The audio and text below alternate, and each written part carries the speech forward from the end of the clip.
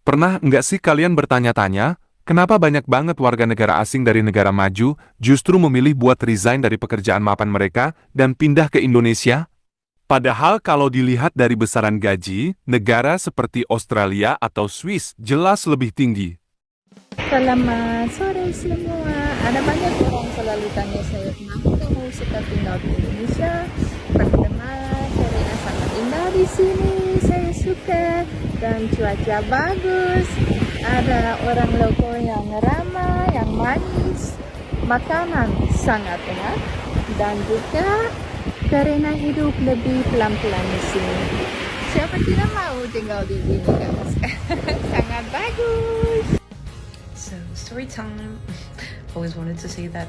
Anyway, I'm gonna tell you why I decided to move from Switzerland to Indonesia. It all started in 2015. My best friend back then, well, she's still my best friend, but anyway, she offered to spend the summer 2015 in Indonesia. I accepted.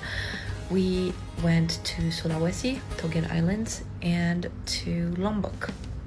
And as you can guess, I totally fell in love with the country, the culture, the people, the landscapes. Like, everything felt so unreal. It was the first time for me to visit Asia. Like, I've been to Armenia already, but I mean, Southeast Asia. Very first time, everything felt so different and so much better. Like, insane.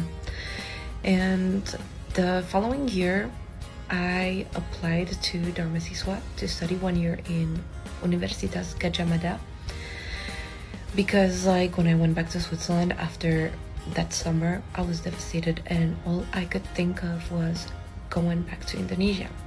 So I got accepted to this program, and I'm not exaggerating when I'm telling you that this year I spent in Jogja was the best year of my life.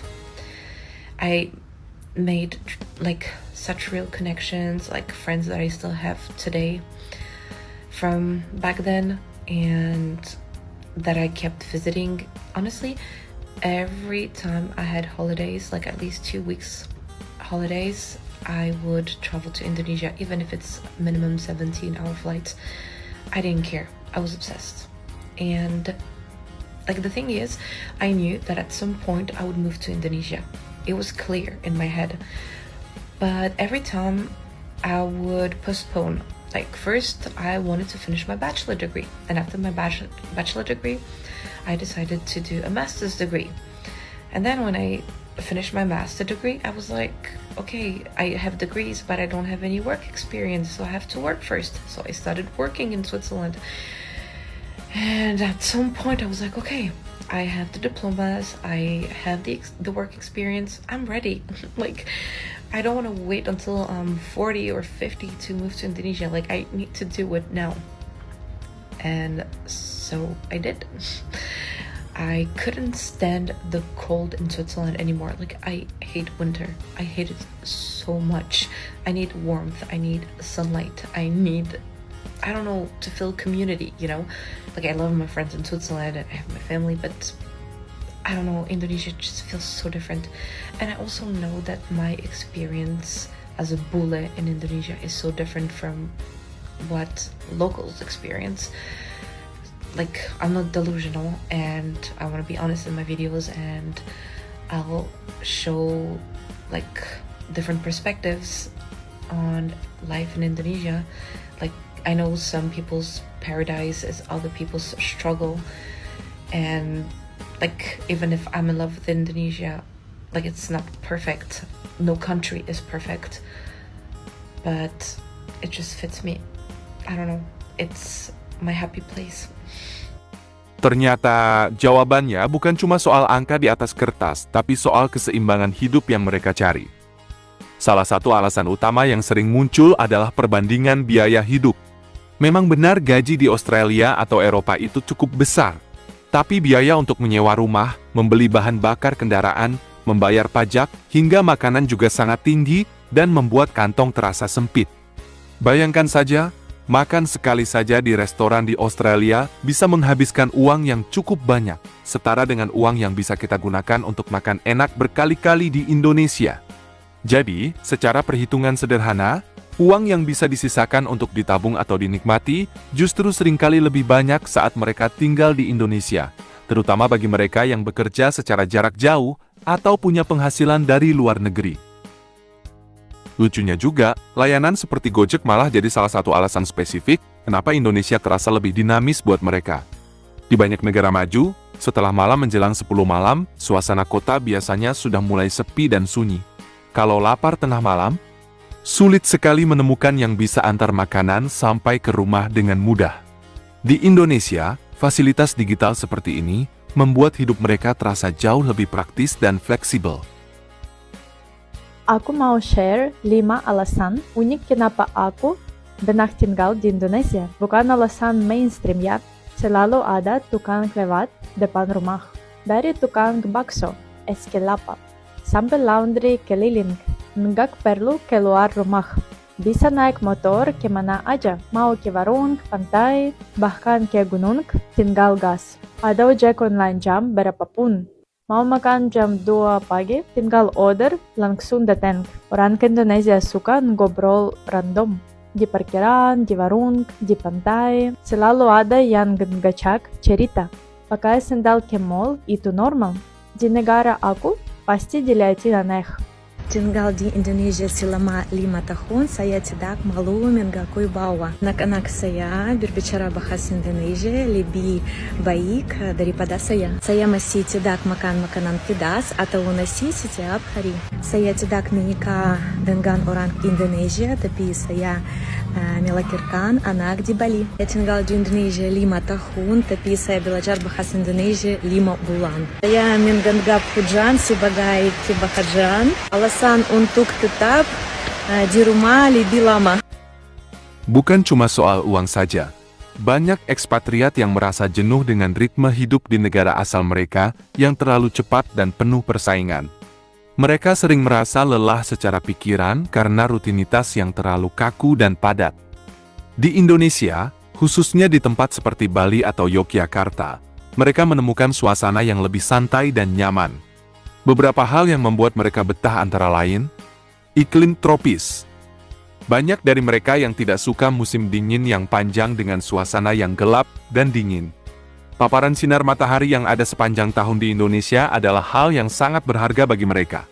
Keramah tamahan, sifat terbuka dan ramah masyarakat lokal membuat para warga asing ini merasa lebih diterima dan tidak merasa sendiri. Mereka merasa seperti punya keluarga baru di sini, sebuah tempat bernama rumah. Yang pasti saya suka itu keramahan orang Indonesia. Sudah dari awal pertama kali saya datang ke sini, saya diterima dengan sangat hangat oleh rata-rata semua orang Indonesia dimanapun saya pergi. Saya suka cuacanya di sini karena saya suka cuaca hangat, suka sinar matahari dan tidak begitu suka musim dingin. Saya tidak terlalu mengalami kesulitan ya karena persiapan sebelum ke Indonesia saya sudah matang. Saat kuliah belajar banyak tentang Indonesia, sudah berkenalan dengan orang-orang Indonesia dan juga sudah mencicipi makanan Indonesia di Jerman. Yang saya suka bebek Madura misalnya dan juga nasi Padang, makanan Manado. Ini saya nyaman di Indonesia dan saya juga bisa membayangkan untuk menghabiskan masa tua di Indonesia. Okay, so I've spent 7 years working in Indonesia, alhamdulillah. Over that time, obviously Indonesia is the greatest proportion of Muslims around the world. In that time I met some very nice people. There was one overriding common trait, and that was the religion of Islam. So I explored some more and found a lot of familiarity and similarities with my own beliefs and my own followings. So I declared my Shahada in April 2025. What was your own belief and background, you know, where are you from prior to Indonesia? So I'm from the UK, I'm a former soldier, I spent a lot of time around the world, I have family still in the UK, and I've done a lot of travelling. I spent a lot of time in the Middle East and across Southeast Asia. Was you ever deployed to the Middle East, Afghanistan or Iraq or any of them? No, that's after my time. Oh, that was after, yeah? After. So you look pretty young, yeah? Cool, fantastic. Very lucky. And since you found Islam, is it any different than what you thought, or How has it been? So I understood a fair amount of about Islam after working in the Middle East and in Indonesia, speaking to my colleagues and friends. So I found I'm able to focus much more and remain more calm. I find in difficult times where I'm receiving my tests and living my life, I find that when I turn to prayer, I find myself more passive, more calm within myself, and able to approach certainly other people a little bit better. MashaAllah. May Allah. Bagi banyak dari mereka, Indonesia bukan sekadar tempat untuk berlibur, tapi sudah menjadi rumah kedua, bahkan rumah yang sebenarnya mereka cari. Seperti kisah seorang warga Swiss yang rela melakukan perjalanan yang cukup lama, setiap kali ada kesempatan hanya untuk datang ke Indonesia, sampai akhirnya ia memutuskan untuk menetap secara penuh. Baginya, kehangatan dari komunitas dan orang-orang di sini tidak bisa digantikan oleh kemajuan teknologi yang ada di negaranya. Kesimpulannya, keputusan para warga asing untuk tinggal di Indonesia bukan karena mereka meninggalkan sesuatu yang dianggap lebih baik, tapi mereka sedang memilih gaya hidup yang lebih sesuai dengan apa yang mereka butuhkan. Hidup yang lebih tenang, lebih terjangkau, dan tentunya lebih membuat mereka bahagia.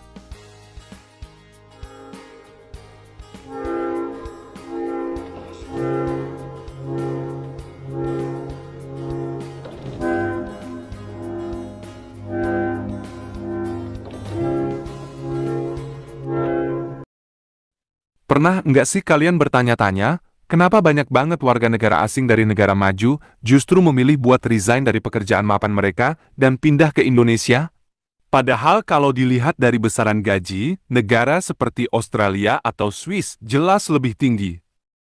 Selamat sore semua. Ada banyak orang selalu tanya saya, kenapa kamu suka tinggal di Indonesia? Pertama, karena sangat indah di sini, saya suka, dan cuaca bagus. Ada orang lokal yang ramah, yang manis, makanan sangat enak, dan juga karena hidup lebih pelan-pelan di sini. Siapa tidak mau tinggal di sini, guys? Sangat bagus. So, story time. Always wanted to say that. Anyway, I'm gonna tell you why I decided to move from Switzerland to Indonesia. It all started in 2015. My best friend back then, well, she's still my best friend, but anyway, she offered to spend the summer 2015 in Indonesia. I accepted. We went to Sulawesi, Togen Islands, and to Lombok. And as you can guess, I totally fell in love with the country, the culture, the people, the landscapes. Like, everything felt so unreal. It was the first time for me to visit Asia. Like, I've been to Armenia already, but I mean, you know, Southeast Asia. Very first time, everything felt so different and so much better, like insane. And the following year, I applied to Darmasiswa to study 1 year in Universitas Gadjah Mada, because like when I went back to Switzerland after that summer, I was devastated and all I could think of was going back to Indonesia. So I got accepted to this program, and I'm not exaggerating when I'm telling you that this year I spent in Jogja was the best year of my life.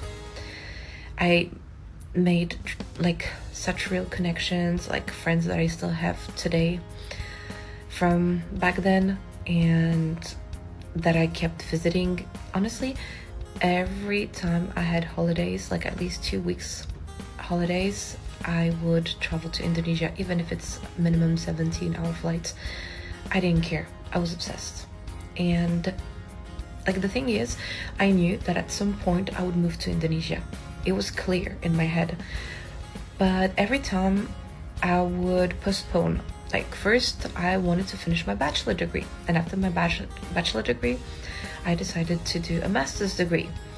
And then when I finished my master degree, I was like, okay, I have degrees but I don't have any work experience, so I have to work first. So I started working in Switzerland, and at some point I was like, okay, I have the diplomas, I have the work experience, I'm ready. Like, I don't want to wait until I'm 40 or 50 to move to Indonesia. Like, I need to do it now. and so I did.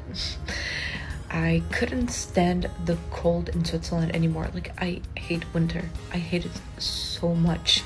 I need warmth. I need sunlight. I need, I don't know, to feel community, you know?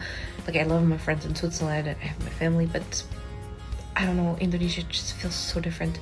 And I also know that my experience as a bule in Indonesia is so different from what locals experience. Like, I'm not delusional, and I want to be honest in my videos, and I'll show like different perspectives on life in Indonesia. Like, I know some people's paradise is other people's struggle, and like, even if I'm in love with Indonesia, like, it's not perfect. No country is perfect, but it just fits me. I don't know, it's my happy place.